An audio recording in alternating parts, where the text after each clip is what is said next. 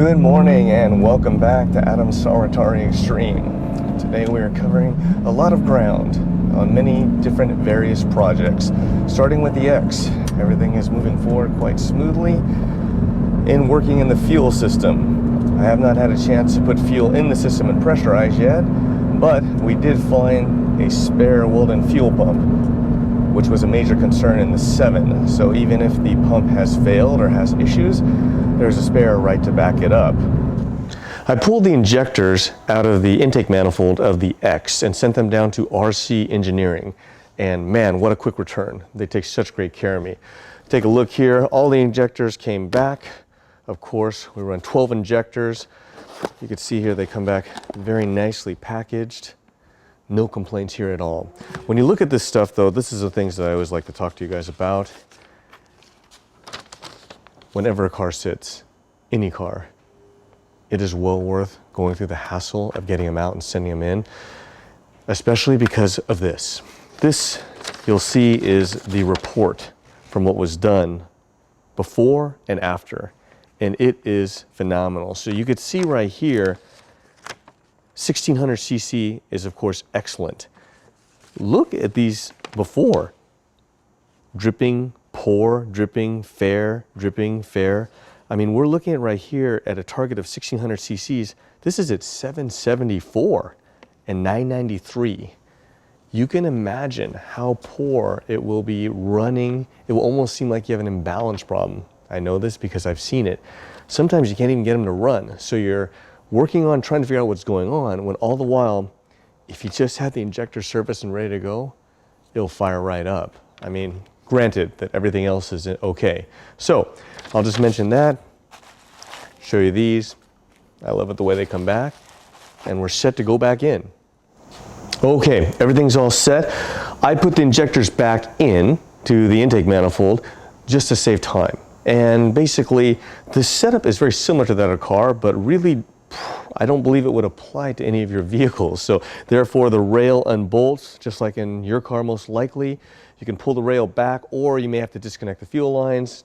We usually leave enough slack to pull it back in case we have to do it in the field. New injectors in, put the wiring harness back on, set the jet. The only thing I'll mention is, most of you already know this, but make sure you're real careful to lubricate those O-rings, because time and time again, even for us, when we're scrambling at the track and in a rush, someone might forget, it gets pinched in the rail or in the manifold, then all of a sudden we go to fire and fuel is spraying everywhere. So whether or not it's one of these or a regular car, just something that might help you. Just a friendly reminder to all of you that have projects, it is well worth the small amount of money that they charge to have them clean and inspect, check your injectors. If there's a problem, they will take care of it, and they'll replace it if it's really bad. Take it from experience. I've had quite a few issues when putting cars back together after sitting for a long time, and this is one way to rectify it.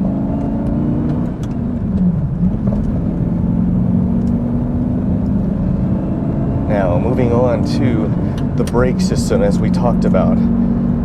The brake master cylinder was not holding pressure, so luckily my friend Gary was able to figure out what type of master cylinder is in the X, and of course it was some sort of oddball Chrysler master cylinder, but he did rebuild it, which is great news, and it's set to go back in. As far as the rest of the brake system, some good news on the line lock solenoid. It is fine, whereas in the RX-7 you'll remember I had to replace it because it was frozen. One bad issue that did come up is the cavalico monitoring the brake pressure has decided to not function anymore, and it's possibly stuck. So again, talking to my good friend JC, he let me know that they have sensors now that are better in scaling and cheaper. It's a win-win, and you don't get that very often in these type of projects, as all of you know. Now, just some quick information for those of you that don't know. The reason why in the drag car we measure the brake pressure is because when we go to pre-stage, we set a manual pressure according to what the dash is reading, and we lock the line lock. As soon as I hit the pre-stage, then I bump the clutch until I trip the staging light. That way there is brake pressure in the system so the car doesn't roll and possibly red light, but it will still allow the car to move forward to stage. Okay, so as you can see, the rebuilt master cylinder is in, bolted down, lines are tight. All we have to do is bleed the system. Once it's bled, of course, it all ties together with a nice carbon fiber cover that Hanson built for me. Now, in the front of the NSX, as far as everything that's going on, the plan is to build a new tank with a different design, custom, and increase the capacity.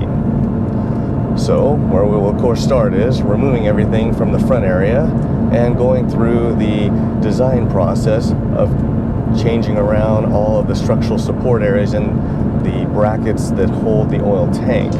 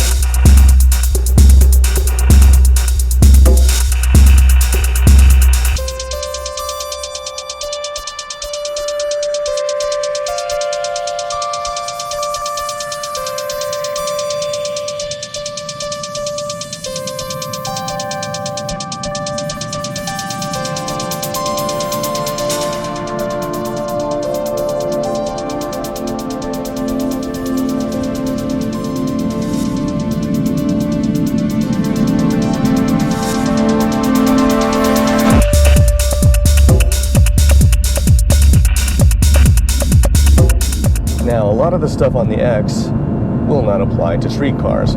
However, this project of designing, fitting, and fabricating is something that is good information to anyone who is working on race cars, show cars, or project cars.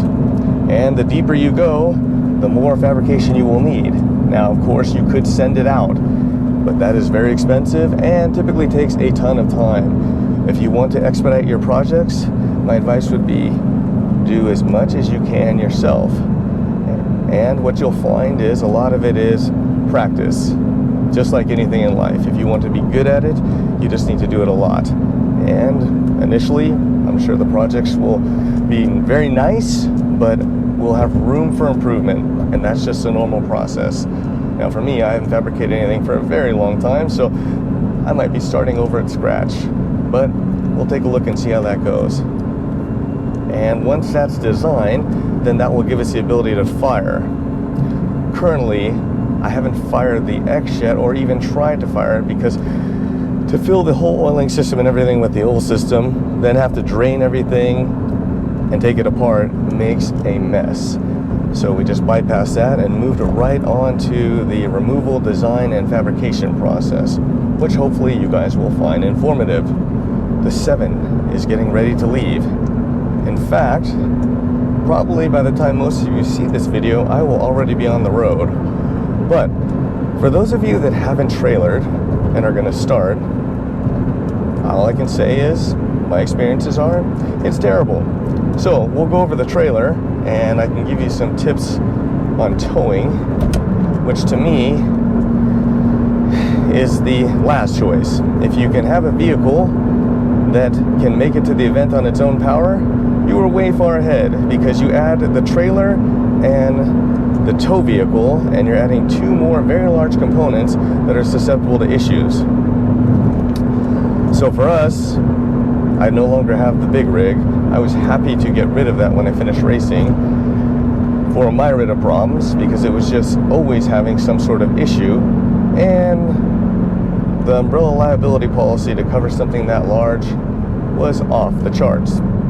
So, and also for all of you that want tips on your sponsors, all those nice names of manufacturers I had on there, each and every one of them wanted to be additional insured and millions of dollars in liability coverage. So you can imagine adding every one of them, what type of cost was involved, not to mention the insane investment in the rig. If you want to go that route, it is amazing when you're at the track, but pretty much for all the other time, it is a concern, always. And I was in such a hurry to get the 7 fired that some of the stuff was just done what you'd probably call just pieced together. Okay, so I want to go over a couple things to help some of you. Now, a lot of you have been commenting to me that your vehicles or projects have been sitting for a long time and you're trying to get them going. So this is one thing that's very important on the fuel side, especially if you run an external pump. If you run an internal fuel tank pump, usually they have the sock or screen mesh to pre-filter before the pump. The problem being, if you can't get the tank out of the car and clean it really, really good, the debris can plug up the screen. I've seen that, and then you're kind of screwed because you have to pull everything apart again to get the screen out. So like on regular cars, my advice is take your time and wash everything as thoroughly as possible. Now, the problem was on the 7 in the cell, there was so much rust that I did the absolute best I could, but there just was places that I just could not get into, so I was prepared for that. So how I got around that is that I used this. This is a System 1 fuel filter. Now the amazing thing about System 1 is that System 1 and I go way back, because before System 1 was doing race car stuff, that's right, they started with agriculture. We have shelves of System 1 filters for all of our equipment out here, so it is kind of a strange thing that we had a relationship for so long, but we've actually never had any problems with their filters. It's an amazing product, doesn't cost a whole lot, and reusable. Now again, if you can modify one of these to go into your regular street car, in the long run it'll pay off, but the main thing is that you can open up and inspect it. So before we started reconfiguring the 7, I ran one of these which just has a disc in there, and it's just basically like a mesh screen, but the capacity is very low, and we run filtered fuel, so I wasn't really that concerned. But with the debris situation, what I did was I got the System 1 filter and I put it before the pump. Now, typically we do not run a filter before the pump. Everyone has their own theory, but this runs a 100 micron filter that is actually designed to run after the pump. So this was actually just zip tied below the RX-7 so I could get it up and running. But the problem is Shukai is a long ways away, and to be sitting there bouncing on the trailer, I am sure that it is a recipe for disaster. So I was going to try and bolt everything up last night. The problem is that when I opened up the filter, it is just full of debris. And even when I drained the cell to start working on everything, there was debris in there. If you see debris, it's for sure in the system. We just spent a whole lot of time and energy and expense sending all the injectors to have RC Engineering clean them. We cleaned all the fuel lines. I'm sure you're going to do that in your same project. The last thing you want is more contamination. So the filter is before the pump to save the pump. As you know, all pumps are expensive, so you want to try and preserve them. There's no reason to knock the pump out just because you didn't clean the system good. But the question becomes, when I go to run, no, I'm not going to run the filter before. So if we're going to put it on the dyno or do any sort of messing around with Hoonigans, this needs to be moved to this location. This filter would be out of the equation. But the reason I'm going to put this in is because still, even if I start to get a pump failure and I'm only filtering the back side, again, contamination into the system. So this is how I'm going to configure it and run it in Shukai, and I actually have to keep it this way until I can drain the cell and open this filter and it's clean. Then after that, we'll just move to the front side. This filter will be out of the equation and you'll be good to go. I would recommend you do that for all of you that are having issues with your cars that have been letting them sit for a very long time, because this is basically the same type of procedure I take on all the other cars that I'm always dealing with this. But usually I will try and clean like crazy and I won't have all that rust. So just something for you to think about. Now, as we're talking about the 7, you'll remember, I hate to keep going back to this, but I'm just trying to help you guys out. The master cylinder, for all of you guys that have 7s, do you remember that I told you that I found a master cylinder with the help of the rotary guard from Chips and it never came? Well, lo and behold, all I had to do was talk about it in a video and look what arrived just a couple days later. Usually that's how things work out. But this is a great piece. And I mean, literally, I believe it was around $200. For those of you that are spending all sorts of time looking for a good master cylinder, if the rebuild isn't an option, which as I told you was only around $70, so man, that was just a deal. But since parts are getting harder and harder to find, at least in my experience, and it sounds like all of you that are commenting are having the same sort of problem, Chips Motorsports, $200, you're good to go. Just transfer your reservoir, and if your reservoir is not in real good shape, I do see quite a few brake master cylinders on eBay, and the reservoir still looks good. It's just the master cylinder itself isn't good. So just wanted to point that out. Could possibly help you guys out. But I know for this one, I'm just going to tuck it away because, as you know, I'm planning to keep the 7, and I imagine if I have to go back in there, that this will be very hard to find.